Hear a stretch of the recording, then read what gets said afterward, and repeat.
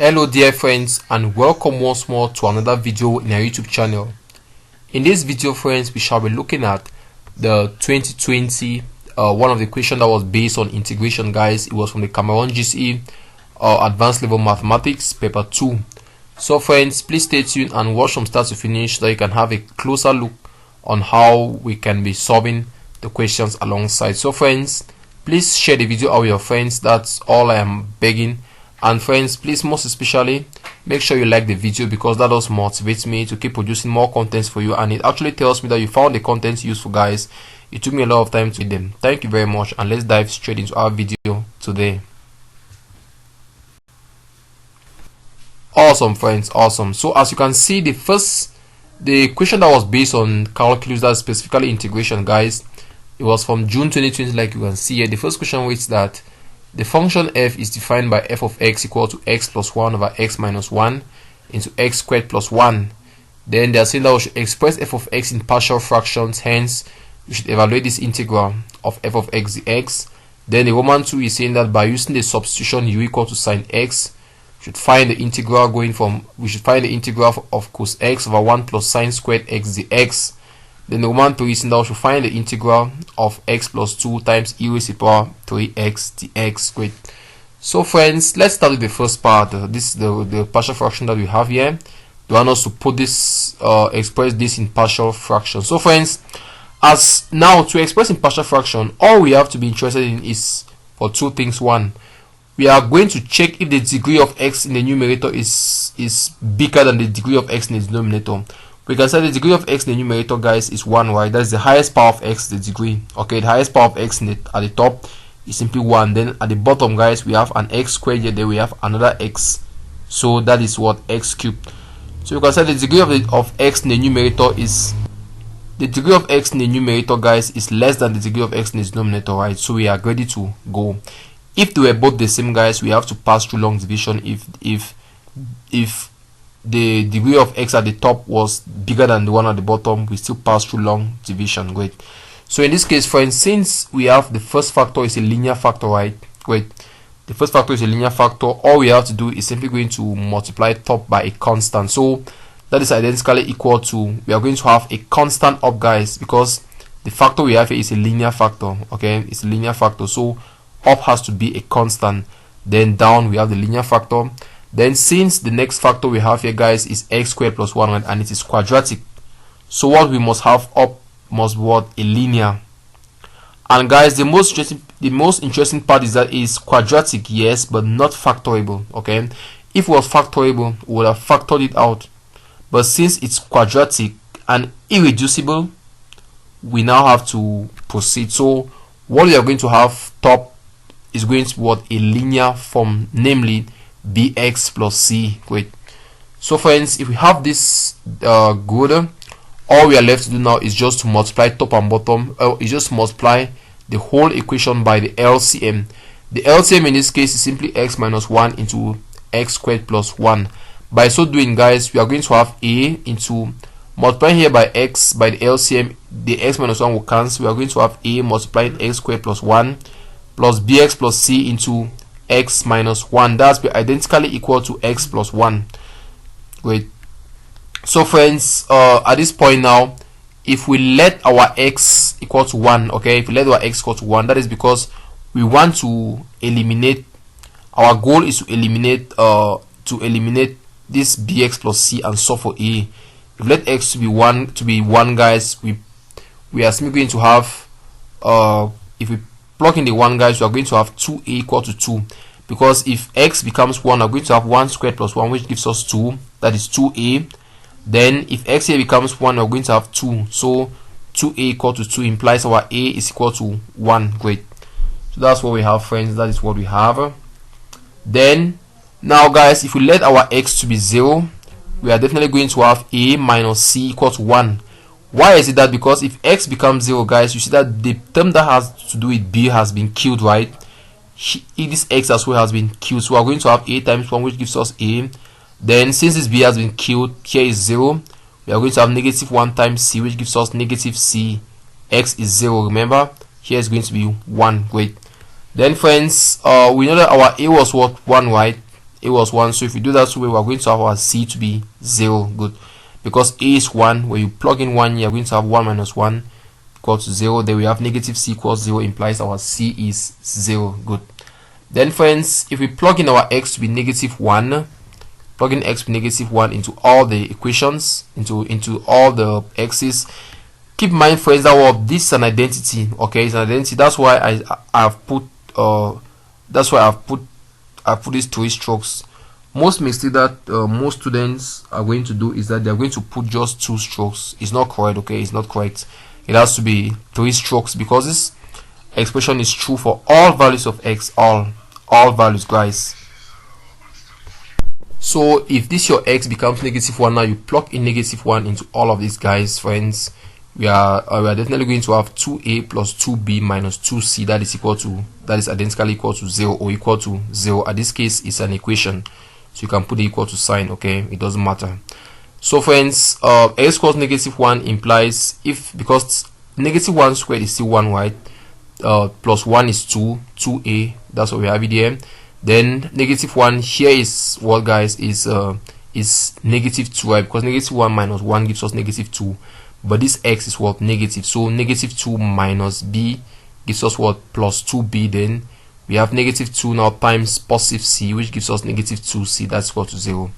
So friends, we know that our c is 0, right, and our a is 1. So if we do that, if we solve to it, guys, we are going to have our b to be negative 1. Good.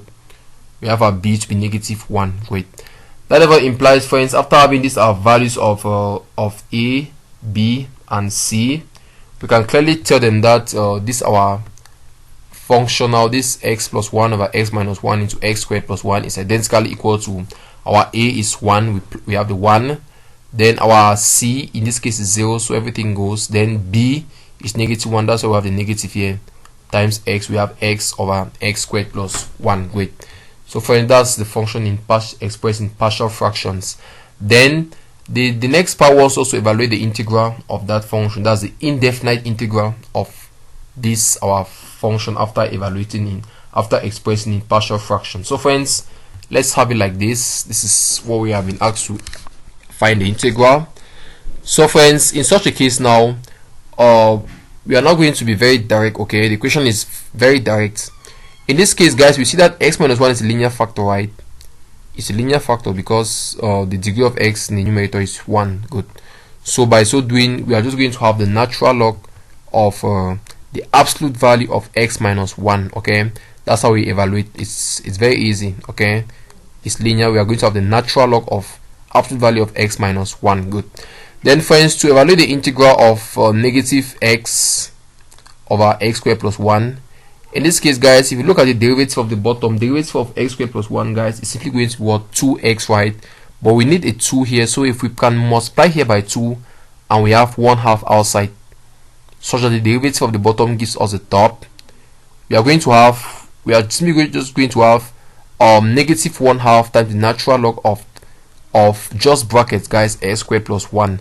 Friends, why is it absolute value sign here, then why is it bracket here? It is so because x minus 1 can be negative. It depends on the value. It depends on what the x can take. Okay, that's why we have the absolute value sign to ensure that what is inside this natural log has to be greater than or equal to 0. Okay, good. But in this case, we have just brackets. Why? Because x squared plus 1 is always greater than 0. It is never less than 0 for all real numbers. Okay, it is always greater than 0. That's good. Awesome, friends, that's great. Then we have our plus c. Since it is an indefinite integral, we must end up with our plus c. So friends, I have a video on how we can the methods in which various methods of integration, guys, so please hurry check that out. It's going to help you a lot. It's going to help you to understand this concept so well, guys.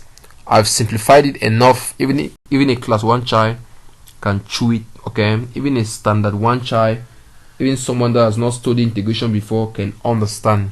So just go to all my videos and check. You see it there. Wait. So friends, the next part now, as you can see here, it wants us to evaluate the integral of cos x over 1 plus sine squared x dx. Oh my god. And they've given us a substitution to use. Friends, I think this is very cheap, right? So let's have it here. This is zeta. So they've asked us to use a substitution u equal to sine x, so we are going to let our u to be sine x. So friends, we have to differentiate. The u gives us, or differentiating sine, guys, gives us positive cos, so we have cosine of x dx. Great. Then now guys, if we make dx the subject, we are going to have our dx to be the same like du over cos x. That is where we divide all through by cos x. This is what we have, guys. So this integral now turns out to be, we have the integral of, keep in mind that friends, cos x stays the same. We have 1 plus sine x is what, guys? U, right? Since that's been squared, we're going to have u squared, right? Good. Then our dx is what, guys? Du over cos x, as we have here. The cos x can cancel with the cos x, right? This cos x at the top can cancel with one at the bottom. We are definitely going to have the integral of 1 over 1 plus u squared du. So friends, I just hope you guys will be able to understand it. Though I have a video on this, okay? I have a video on it. So friends, check that out. How to integrate 1 over 1 plus u squared. So friends, the answer to this guy, guys, is very straight. It's direct. It ever gives us the tan inverse of u or arctangent of u. Okay, that's the answer. But friends, then plus c, since we are done with integration. What is our u, guys? What is our u? Our u is sine x, right? So we are definitely going to have tan inverse of sine of x plus c. Great. So that's the answer we get, guys. That's the answer for this our indefinite integral plus c. That's it, guys. So friends, please don't forget to like the video, friends. Press the like button, guys. It does motivate me a lot. Please like the video, press the like button, guys, please. That's a humble plea, guys.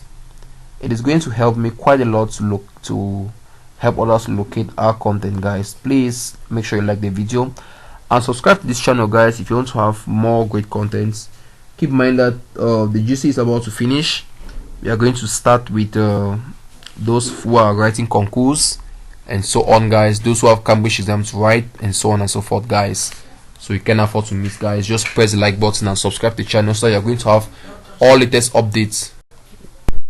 Let's look at the next question, friends. The next question is saying that we should find the integral of x plus 2 e raised to the power of x dx.